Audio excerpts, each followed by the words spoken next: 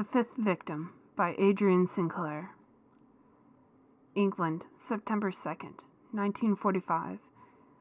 The air is warm and welcoming on this late summer night. The moon shines brightly through a thin layer of clouds, casting its stolen light onto the British countryside that lay beneath it. To the east of here being Falkirk, is a small metropolis of Edinburgh, humming and buzzing with all sorts of festivities and merriment as the city received word that the War of Europe was finally coming to an end. Even with such positive and vibrant lights being shed on what looked like a peaceful future, one man is determined to cast a dark shadow over all of England, all in the name of the country's poor and oppressed. Like a modern-day Robin Hood with an anti-authoritarian agenda, he has the edge and determination of a mastermind. Tonight is the start of a revolution, and all it'll take is the murder of one of England's oldest and wealthiest couples. William and Eleanor Bradford dominate most of Great Britain's arms trade, by way of extortion, intimidation, or worse. With World War II coming to a close as of tonight, Bradfords are scrambling to secure all of their financial assets before the peace and quiet settles in. It is during these strenuous hours of the night that our hero will strike his miserly prey. It seemed almost too perfect a night for such a tragedy. Almost. One would believe that even a revolutionary such as he would stay his blade, at least until post-war dust dissipates. Some still speculate whether or not such a man exists. As our hooded figure comes nearer and nearer to his target, the sounds of victory become more intense with his every step. His body begins to tremble with anxiety at the thought of his actions. In his mind, the removal of the Bradfords will set an irreversible current of events in motion that will change the country for decades after he's gone. It is now close. After a few hours of walking, our masked hero's destination is now visible.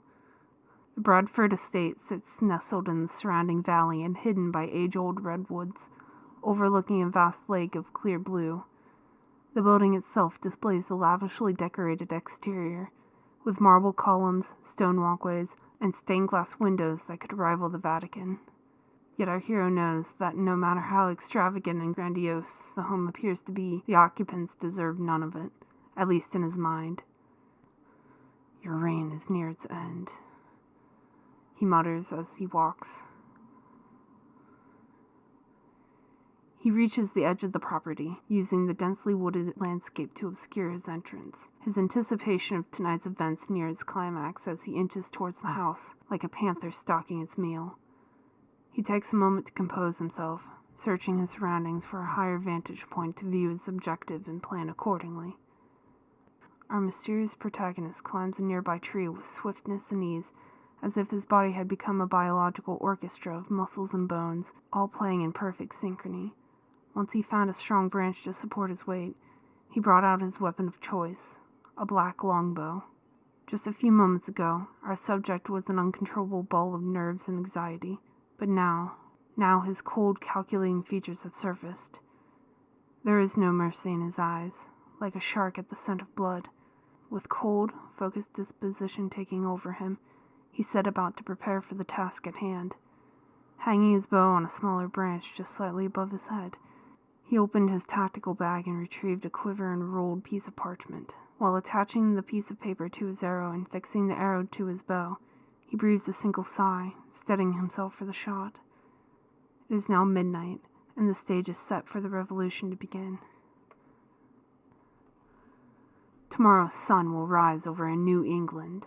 The fire roars and crackles as William throws another log into the fireplace, illuminating the living hall of the Bradford house. He stood back, away from the fire, with a somber look on his aged face, as though he were contemplating the transfer of energy occurring in front of him. He snapped away from his thoughts when he heard Mrs. Bradford calling, wine glass in her hand, and a sly, charismatic smile streaked across her face. "Willie, darling, come here.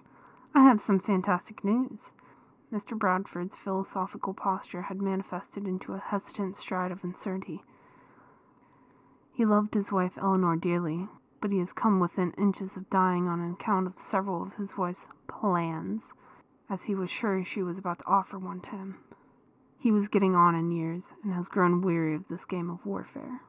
When they were younger, they were both shining examples of physicality and mental superiority, and now they are but a pair of shadows of their former selves. As William made his way into the kitchen, where his wife eagerly awaited to divulge her scheme, he adopted a look of quiet attentiveness. She liked it when she was able to play leader every once in a while. "What's the news, Ellie?" Her eyes now had a sparkle to them that he had not seen in many years.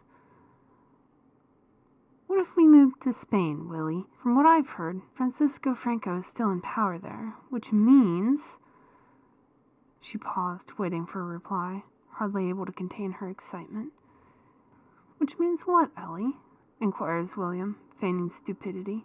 "Which means that there's surely a resistance movement growing there to topple his regime, giving us a market to make a profit, and the security of the government if we offer our services to them as well." William, no longer trying to play dumb, but was instead shocked by what he had heard. "Ellie, dear, that's brilliant!" he exclaimed, taking a glass and pouring himself some wine to celebrate. He turned towards Eleanor with a quizzical look upon his face.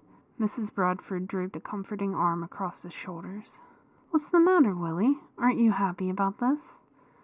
He turns toward her, still wearing a mask of confusion, and asks, "What do we do if Franco finds out we're playing for both sides?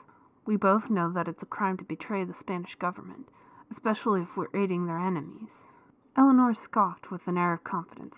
"My dear Willie, don't you remember how you used to brag so much about how well you played politician over the years?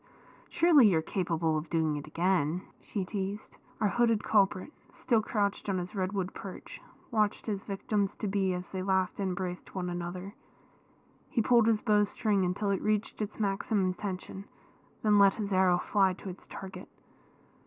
Moments after he launched the projectile, Mrs. Bradford let out a terrified shriek, watching as her husband's body hit the floor with a sickening thud. The arrow had sailed through the air, crashing through the window, and tore through William Bradford's shoulder before finally embedding itself in the wall behind him. His wife was hysterical now, bursting into uncontrollable sobs as she clutched his body to hers, as she tried in vain to stop the bleeding. The archer that fired the shot grinned at his handiwork, almost to a point of where he visibly moved his mask and hood with just a smile. He then turned his bow on Eleanor, quickly drawing another arrow as he did. This time, the arrow had a wire attached to it, allowing him to zip-line into the shattered window. He fired the arrow, watching as it anchored itself above the window, then quickly glided across into the Bradford home. He safely rolled into the room through the broken window. As Eleanor knelt, weeping at the corpse of her husband, she clutched a letter from the Governor Franco of Spain. The killer made a motion towards Mr. Bradford with his loaded bow. Eleanor whimpered. What? What is that? What is it that you want from me?"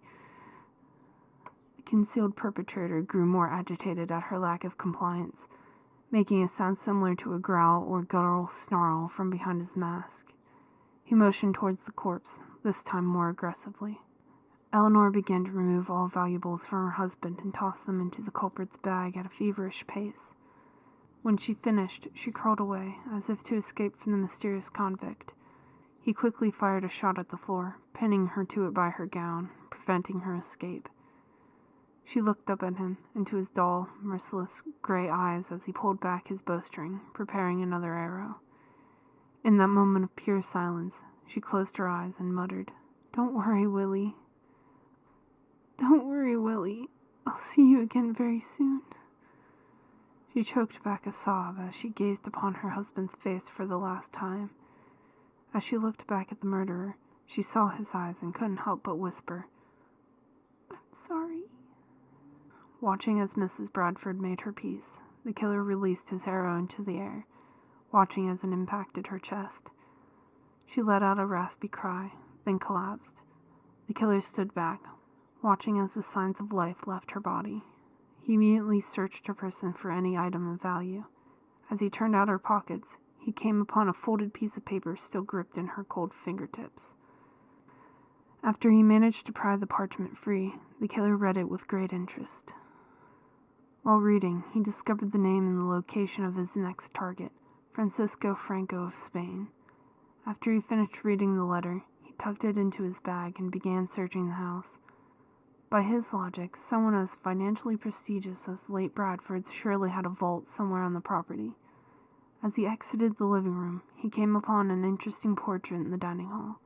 It was an oil-on-canvas portrayal of Nikolai Korsakov, Stalin's right hand. He also happened to notice something peculiar about one of the candelabras next to the portrait. Upon closer inspection, he noticed that the fixture was bent to the side, pointing away from the painting. With one hand, the convict readjusted the decor piece, hearing it click back in place. He took a step back, looking at the now symmetrical furnishing, but something was different. He felt it. He looked around the room again. This time, he saw a stairwell at the opposite side of the room. After taking one last look at the portrait on the wall, the killer made his way down the stairwell. With great speed, he made his way to the bottom of the staircase, where it transformed into a four-way path of catacombs.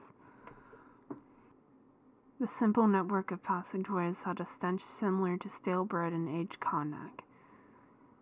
He began wandering further into the catacombs. He took a left and continued walking. The catacombs were now illuminated by the moon shining through a sewer grate in the ceiling. The walls of the cave were a shade of dull gray made of concrete.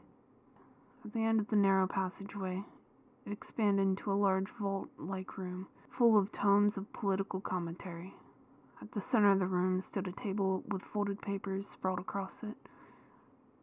Among the papers were photos of Franco, Eamon de Valera, Charles de Gaulle, the Bradfords, and Premier Korsakoff.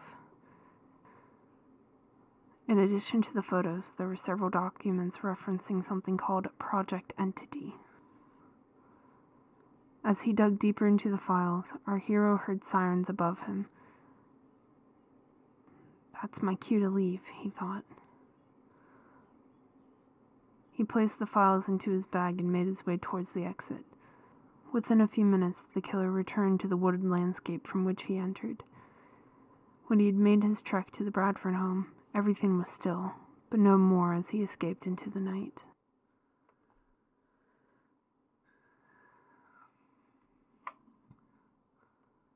September 3rd, 1945. The morning after the war's end was not a quiet one in the Central Scotland police station. The compound of Falkirk's finest was bustling with the sounds of officers' footsteps and the ringing of telephones.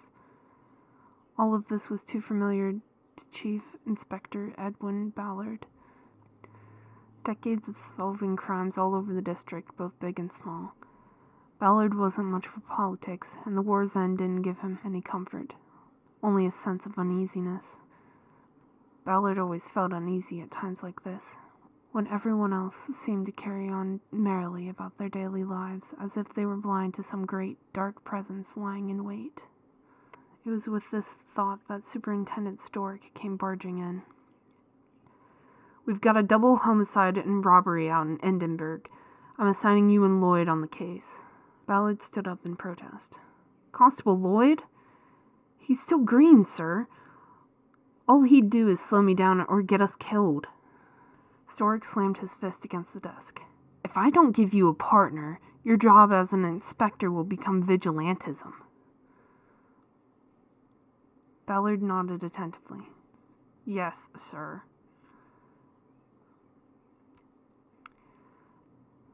And got up to leave, coat in hand, prepared to combat the pounding rain, when Stork stopped him at the door. "You be careful with this case, Inspector. Whoever this maniac is, he's very good." Ballard nodded reassuringly. "Don't worry, sir. We'll get the culprit." Stork made his way back to his office as Ballard exited the building. Ballard unfurled his umbrella as he descended from the exterior steps toward the car.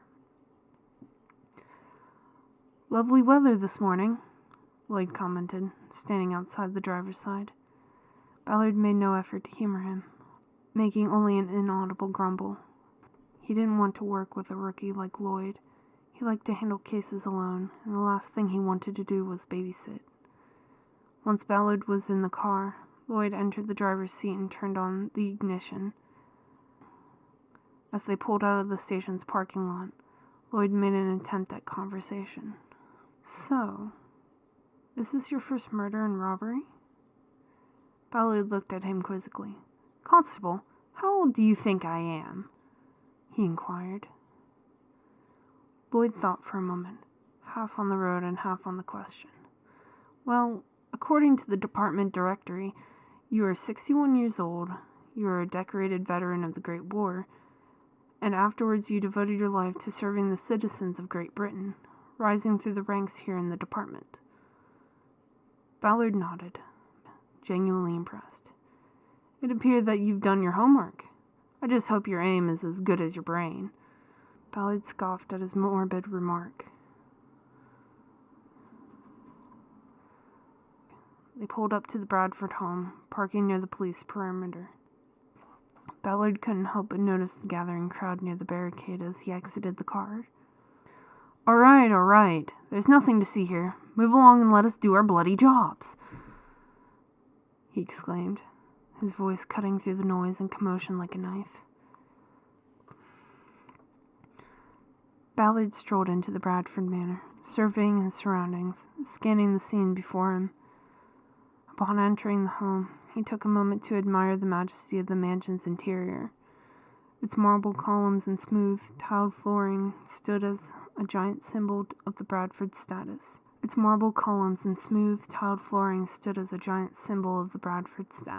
As he examined the home, a voice shouted from the top of the stairwell. Ballard, you may want to see this. Ballard, you may want to see this, shouted Lloyd, a slight shakiness in his voice. At that, Ballard bounded up the stairs, surprisingly swift for someone his age. He made his way to the sitting room where Lloyd was standing. Upon reaching the doorway to the room, careful not to trip over the perimeter tape, Ballard stood unfazed by the gruesome scene before him. He motioned for Lloyd to exit the scene. What's the matter? Not got the stomach for this? He remarked. Lloyd stepped towards the door. I'm used to domestic abuse cases, neighborhood disturbances, not ghastly murders. Ballard knelt down, examining the body. And you should have stuck with those cases. This is no place for a boy, Ballard muttered under his breath.